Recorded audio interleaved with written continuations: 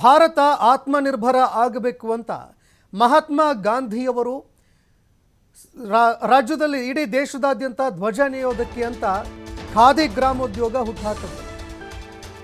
ಆದರೆ ರಾಷ್ಟ್ರಧ್ವಜವನ್ನ ನೇಯುವಂತಹ ನೇಕಾರ ಮಹಿಳೆಯರಿಗೆ ಸಮರ್ಪಕವಾಗಿ ಕೂಲಿ ಸಿಗ್ತಾ ಇಲ್ಲ. ದೇಶದ ರಾಷ್ಟ್ರಧ್ವಜವನ್ನ ನೇಯುವಂತಹ ನೇಕಾರ ಮಹಿಳೆಯರಿಗೆ ಸಮರ್ಪಕವಾಗಿ ಕೂಲಿನೇ ಸಿಗ್ತಾ ಇಲ್ಲ. ಬಾಗಲಕೋಟೆ ತುಳಸಿಗೇರಿ ಗ್ರಾಮದಲ್ಲಿ ನೇಕಾರರ ಗೋಳನ್ನ ಯಾರೂ ಕೇಳೋರಿಲ್ಲ. ಖಾದಿ ಗ್ರಾಮೋದ್ಯೋಗ ಕೇಂದ್ರದಲ್ಲಿ ನೇಕಾರರ ಸಮಸ್ಯೆಗಳನ್ನು ಕೇಳೋದಕ್ಕೆ ರಾಜ್ಯ ಸರ್ಕಾರ ಕೇಂದ್ರ ಸರ್ಕಾರ ಎರಡೂ ಸರ್ಕಾರಗಳು ಇಲ್ಲ.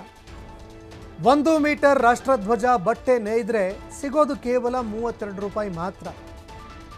1 ಮೀಟರ್ ಬಟ್ಟೆ ಏನಾದರೂ ನೇಯ್ದ್ರೆ 32 ರೂಪಾಯಿ ಸಿಗುತ್ತೆ. ಪ್ರತಿದಿನ 6 ಮೀಟರ್ ರಾಷ್ಟ್ರಧ್ವಜದ ಬಟ್ಟೆಯನ್ನು ಮಹಿಳೆಯರು ನೇಯ್ತಾರೆ. ಕಡಿಮೆ ಕೂಲಿಯಿಂದ ಮನೆ ನಡೆಸೋದಕ್ಕಾಗದೆ ಕುಟುಂಬಗಳು ಅತಂತ್ರ ಪರಿಸ್ಥಿತಿಯಲ್ಲಿದ್ದಾವೆ. ರಾಜ್ಯ ಮತ್ತು ಕೇಂದ್ರ ಸರ್ಕಾರಗಳಿಂದ ಸಿಗಬೇಕಾಗಿದ್ದಂತಹ ಅಭಯ ಸಿಗಲಿಲ್ಲ. ಮತ್ತೊಂದೆಡೆ ಯಾವಾಗ ಕೇಂದ್ರ ಸರ್ಕಾರ ಪ್ಲಾಸ್ಟರ್ ಬಟ್ಟೆಗಳಲ್ಲಿ ರಾಷ್ಟ್ರಧ್ವಜವನ್ನು ನಿರ್ಮಾಣ ಮಾಡೋದಕ್ಕೆ ಅಂತ ಅವಕಾಶವನ್ನು ಮಾಡಿಕೊಡ್ತು, ಅದಾದ ನಂತರ ಇವರ ಪರಿಸ್ಥಿತಿ ಅತಂತ್ರ ಆಗಿ ಹೋಗಿಬಿಟ್ಟಿದೆ.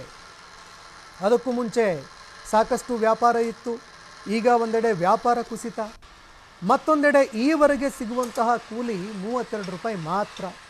ಇದೇ ಒಂದು ರಾಷ್ಟ್ರಧ್ವಜಕ್ಕೆ ಇಡೀ ದೇಶಕ್ಕೆ ಇಲ್ಲಿಂದನೇ ರಾಷ್ಟ್ರದ ಧ್ವಜಗಳು ಹೋಗುತ್ತೆ.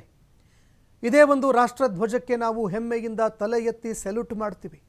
ಆದರೆ ಯಾವ ದೇಶದಲ್ಲಿ ಆತ್ಮನಿರ್ಭರ ಭಾರತ ಮಾಡಬೇಕು ಅನ್ನೋ ಕಾರಣಕ್ಕಾಗಿ ಖಾದಿ ಗ್ರಾಮೋದ್ಯೋಗ ತಂದರೂ ಅದೇ ಖಾದಿ ಗ್ರಾಮೋದ್ಯೋಗದಲ್ಲಿ ಈಗ ಜೀವನನೇ ನಡೀತಾ ಇಲ್ಲ. ಯಾರಾದರೂ ಇದನ್ನು ಒಪ್ಕೊಳ್ಳೋದಕ್ಕೆ ಸಾಧ್ಯನಾ?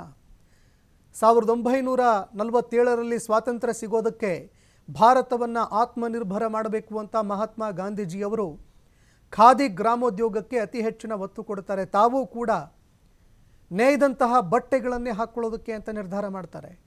ಆದರೆ ಇವತ್ತಿಗೂ ಕೂಡ ಈ ಒಂದು ಖಾದಿ ಗ್ರಾಮೋದ್ಯೋಗ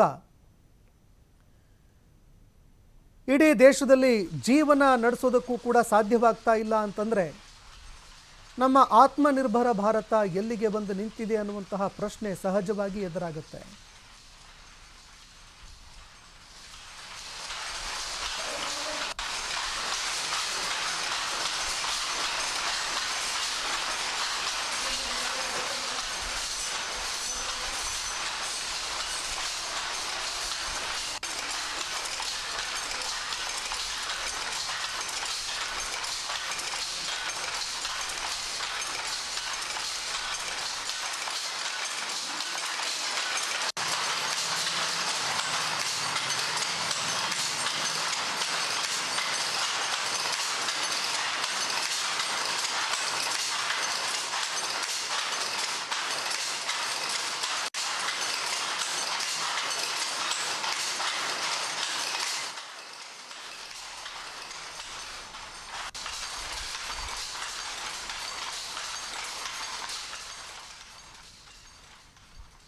ಈ ಬಗ್ಗೆ ಮತ್ತಷ್ಟು ಮಾಹಿತಿ ಕೊಡ್ತಾರೆ ಪ್ರತಿನಿಧಿ ಗುರು ಹಿರೇಮಠ್. ಫೋನ್ ಸಂಪರ್ಕದಲ್ಲಿ ಜಾಯ್ನ್ ಆಗಿದ್ದಾರೆ.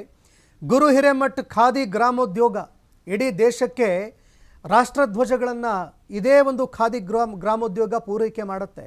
ಆದರೆ ಆ ಕೂಲಿ ಕಾರ್ಮಿಕರಿಗೆ ಸರಿಯಾದ ಒಂದು ಕೂಲಿ ಸಿಗೋದಿಲ್ಲ, ಅದರಿಂದ ಅವರ ಕುಟುಂಬ ನಿರ್ವಹಣೆನೇ ಆಗೋದಿಲ್ಲ ಅಂತಂದರೆ ಯಾವ ಆತ್ಮನಿರ್ಭರ ಭಾರತದ ಬಗ್ಗೆ ನಾವು ಮಾತನಾಡ್ತಾ ಇದ್ದೀವಿ ಅನ್ನುವಂತಹ ಪ್ರಶ್ನೆ ಸಹಜವಾಗಿ ಎದುರಾಗುತ್ತೆ. ಏನೇನೆಲ್ಲ ಸಮಸ್ಯೆಗಳನ್ನು ಎದುರಿಸ್ತಾ ಇದ್ದಾರೆ ನೇಕಾರರು, ಈ ಬಗ್ಗೆ ಮತ್ತಷ್ಟು ಮಾಹಿತಿ ಕೊಡೋದಾದ್ರೆ? ಸಂತೋಷ್, ನಿಜಕ್ಕೂ ಏನು ಬಾಗಲಕೋಟೆ ಜಿಲ್ಲೆ ತುಳಸಿಗೇರಿಯಲ್ಲಿರ್ತಕ್ಕಂತ ರಾಷ್ಟ್ರಧ್ವಜವನ್ನ ನೇಕಾರಿಕೆ ಮಾಡ್ತಿರ್ತಕ್ಕಂತ ಮಹಿಳೆಯರು ನಿತ್ಯ ಗೋಳಾಟವನ್ನ ಮಾಡ್ತಿರುವಂತದ್ದು. ಕಳೆದ 20 ವರ್ಷಗಳಿಂದ ಇದೇ ನೇಕಾರಿಕೆ ಜೀವನವನ್ನ ಮಾಡಿಕೊಂಡು ತಮ್ಮ ಮನೆ ಮಠಗಳನ್ನ ಬಿಟ್ಟು ನಾವು ರಾಷ್ಟ್ರಧ್ವಜವನ್ನ ಏನಾದ್ರೂ ಮಾಡಿದ್ರೆ ನಮಗೆ ಆ ರಾಷ್ಟ್ರದಲ್ಲಿ ಗೌರವ ಸಿಗತ್ತೆ ಅನ್ನೋ ಒಂದೇ ಕಾರಣಕ್ಕೆ ಕೂಲಿ ಕಾರ್ಮಿಕರು ನಿತ್ಯ ಅಲ್ಲಿ ನೇಕಾರಿಕೆಯನ್ನ ಮಾಡ್ತಾ ಬಂದಿರುವಂತದ್ದು.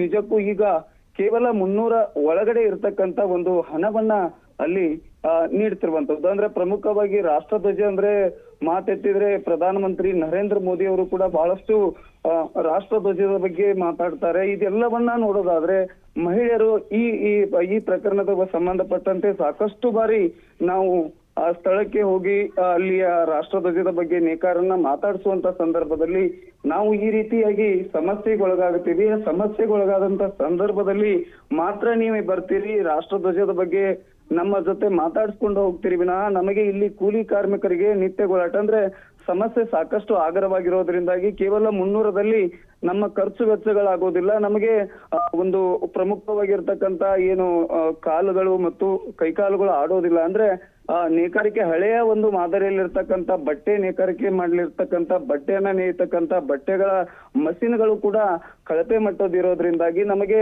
ಉಪಜೀವನ ಮಾಡ್ಲಿಕ್ಕೆ ಕೇವಲ 300 ರೂಪಾಯಿ ವೇತನದಲ್ಲಿ ಮಾತ್ರ ನಾವು ಸಂಪಾದನೆ ಮಾಡ್ಲಿಕ್ಕೆ ಆಗಂಗಿಲ್ಲ. ಮನೆಗಳಲ್ಲಿ ಕೂಲಿಯನ್ನ ಮಾಡ್ಬೇಕಾದ್ರೆ ಇಲ್ಲಿ ಹೊರಗಡೆನೆ 350ಕ್ಕೂ ಅಧಿಕ ಕೂಲಿ ವೆಚ್ಚ ಬೀಳತ್ತೆ. ಆದ್ರೆ ಇಲ್ಲಿ ಒಂದೊಂದು ಬಾರಿ ನಮಗೆ ಕೇವಲ 120 ರೂಪಾಯಿ ಮಾತ್ರ ನಮಗೆ ನೇಕಾರಿಕೆ ಗಳಿಸ್ಬೇಕಾಗತ್ತೆ. ಹೀಗಾಗಿ ನಮಗೆ ಬಹಳ ಕೊರತೆ ಇದೆ. ಆದ್ರೆ ಒಂದು ಮುಖ್ಯವಾಗಿ ಅಂದ್ರೆ ನಾವು ರಾಷ್ಟ್ರಧ್ವಜವನ್ನ ನೈತೇವೆ ಅನ್ನೋ ಒಂದು ಉದ್ದೇಶಕ್ಕಾಗಿ ನಾವು ನೇಕಾರಿಕೆಯನ್ನ ಮಾಡುವಂತ ಸಂದರ್ಭ ಈಗ ನಮಗ ಬಂದೊದಗಿದೆ. ಸರ್ಕಾರ ಸೂಕ್ತವಾಗಿ ನಮಗೆ ಹಣವನ್ನ ಹೆಚ್ಚಿಗೆ ನೀಡಬೇಕು ಅನ್ನೋ ನಿಟ್ಟಿನಲ್ಲಿ ಸಾಕಷ್ಟು ಬಾರಿ ಮನವಿ ಮಾಡಿರುವಂತದ್ದು. ಆದ್ರೆ ಕೇವಲ 300 ಅಂದ್ರೆ 280ಕ್ಕೆ ಮಾತ್ರ ಸೀಮಿತ ಆಗಿರೋದ್ರಿಂದಾಗಿ ನಮಗೆ ಬಹಳಷ್ಟು ನೋವಾಗ್ತಿದೆ. ನಮ್ಮ ಮಕ್ಕಳಿಗೆ ಶಾಲೆಗೆ ಕಳಿಸ್ಬೇಕು, ಹೀಗಾಗಿ ಮತ್ತು ಕುಟುಂಬ ನಿರ್ವಹಣೆ ಮಾಡ್ಲಿಕ್ಕೆ ಸಾಕಷ್ಟು ತೊಂದರೆಗಳಿವೆ. ಹೀಗಾಗಿ ಮತ್ತೆ ನಮಗೆ ಉಪಜೀವನ ಮಾಡ್ಲಿಕ್ಕೆ ಅನುಕೂಲ ಮಾಡಿಕೊಡ್ಬೇಕು ಅನ್ನೋದ್ರ ನಿಮಿತ್ತವಾಗಿ ಈಗಾಗಲೇ ಸರ್ಕಾರಕ್ಕೆ ಕೂಡ ಮನವಿ ಮಾಡಿರುವಂತದ್ದು. ಸಂತೋಷ್.